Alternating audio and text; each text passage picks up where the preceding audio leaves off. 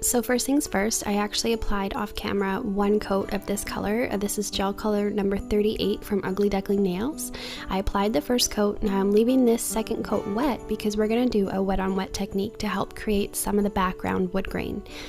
So I'm just applying this number 38, and now I'm picking up some number 65 gel polish, and I'm working that into the wet layer of the number 38 color gel.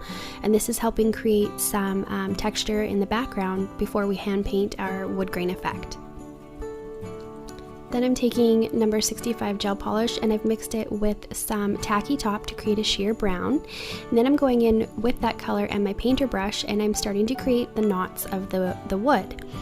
You can see the picture in the upper right corner is a picture I got off Google that I'm using for some inspiration and just kind of following loosely the design that they have there. This is actually just a wood grain stencil that I Googled and it gave this image. So Google is your best friend sometimes for reference photos. You guys can see also using the painter brush here, I'm applying heavy and light pressure in areas, and this just adds variation to the veining and the wood grain that we're creating. So when I start creating the vertical lines, I'm actually following the shape of the knots that we created first, and then I'm going to go ahead and cure this layer. Now I'm going in with my striper brush and that same translucent brown gel polish color that we mixed, and I'm using very, very little product on my brush and pretty much the tip of my brush mostly to start creating fine lines in between the knots that we've created. This is going to create that more fine kind of wood grain in between the heavier knot areas, and I'm just using the very tip here, very little gel on my brush, leaving some space in between each line as much as possible. Some of my lines touch a little bit and that's okay, but for the most part just try and keep some space in between each line that you create. That top corner I'm kind of creating a small knot also. Now I'm going back over those original knots that we created, and I'm actually adding a little bit more detail, still using my striper 2 brush and still using that translucent brown gel polish shade that we made, and this is just going to add more detail and help make our wood grain look even more realistic.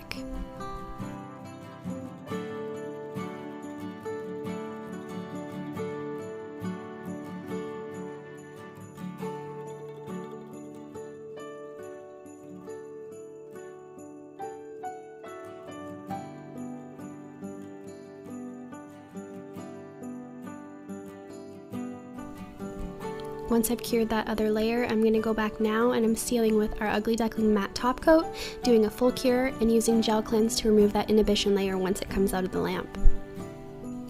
So now we're getting into hand painting our word joy.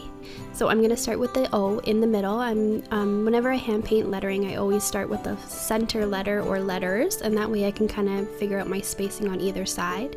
So I started with the O in this case, and I'm just doing this very, very roughly, but if you'll notice I'm using pretty much just the tip of my brush, and I'm doing this very, very fine. That way this gives us room when we go back over it to enhance the letters and clean them up a little bit more. It'll give us wiggle room to make the letters a little bit larger. If we start with a large outline to begin with, then the letters may become too chunky and too heavy, and they may run together too closely. We want a little bit of separation to make it look like it's handwritten on the nail. So now I'm going back, and I didn't cure the word joy before. I'm going back now and just adding more gel to make it thicker and apply more product to the nail so we can actually sugar it in the next step, so our word joy will be textured on the surface of the nail. I'm using Ugly Duckling white art gel, and this is my Detailer 2 brush. I believe this is one of my favorite brushes in the whole line. Detailer 2 is a bit shorter than the striper, so I have a bit more control. My brush isn't going to kick out on me when I'm going around these corners, but you can see I'm just taking it step by step very slowly. I'm not doing each letter in one foul swoop or doing it all at once. I'm very much breaking it into sections, especially when I get into those curved sections.